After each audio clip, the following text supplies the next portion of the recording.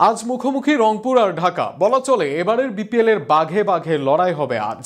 Malan, Fahim, মুস্তাফিজদের নিয়ে শক্তিশালী রংপুর, এদিকে সাব্বির, তাসকিন, ইমাদদের নিয়েও কম নয় ঢাকা ক্যাপিটালস। সেক্ষেত্রে কোন দলের একাদশ হবে কেমন, আর কোন দলের একাদশ বেশি শক্তিশালী, তা নিয়ে থাকছে প্রতিবেদন।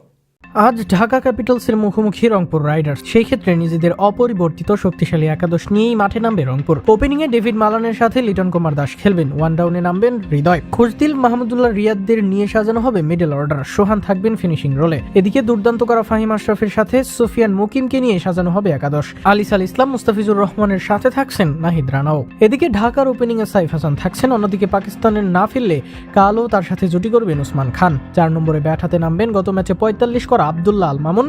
4 নম্বরে মিথুন অভিজ্ঞ ব্যাটার হিসেবে ইনিংস গুছিয়ে নেওয়ার দায়িত্বে থাকবেন। 5 নম্বরে সাব্বির রহমান ঢাকার ব্যাটিং শক্তিকে আরো ধারালো করবে, যদিও শেষ ম্যাচে আরো নিচে ব্যাট করেছেন তিনি।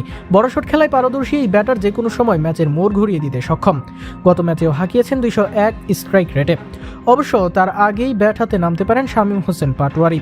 আগের ম্যাচে 5-এ খেলা নাসির হুসাইন এই ম্যাচে খেলতে পারেন 7 নম্বরে। 8 নম্বরে প্রস্তুত থাকবেন সাইফুদ্দিন। 9 নম্বরে অন্য অলরাউন্ডার ইমাদ ওয়াসিম নামবেন ব্যাট হাতে। দলের বাকি 2 সদস্য হবেন সালমান মির্জা আর পেসার তাসকিন আহমেদ। এবারের বিপিএল এর সবচেয়ে শক্তিশালী এই 2 দল মাঠে নামবে আগামীকাল সন্ধ্যা 6টায়।